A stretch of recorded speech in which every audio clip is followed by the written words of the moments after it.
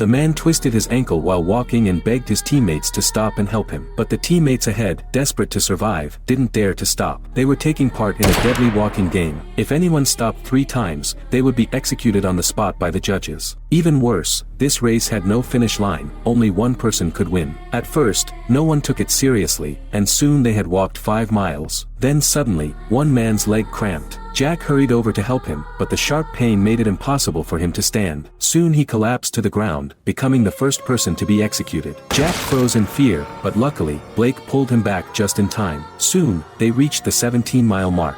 A few fangirls by the roadside cheered them on, bringing some life back to the group. But before long, a young man collapsed from exhaustion, his body twitching violently. Even then, he couldn't escape execution. The group fell silent again and kept walking until they reached 25 miles. Then, one man suddenly had diarrhea. He wanted to squat down to relieve himself, but with the soldiers' warnings, he could only clutch his pants and keep moving. The pain became unbearable, and soon he had used up all 3 warnings. As he squatted down, he was executed. Everyone else covered their noses and kept walking forward. Night soon fell. Everyone's bodies and minds began to blur. Even worse, an uphill stretch appeared ahead. As expected, the sound of gunfire began echoing from behind. Many had already reached their physical limits. To stay alive, Jack poured water over his head, snapping himself awake and managing to finish the deadly climb. By the next morning, they had walked 59 miles. Only about a dozen people remained. Then, one man's ankle completely broke. The excruciating pain forced him to slow down. Before long, he had used up all 3 warnings. As the gunfire rang out behind them, the remaining contestants fell into utter despair and collapse.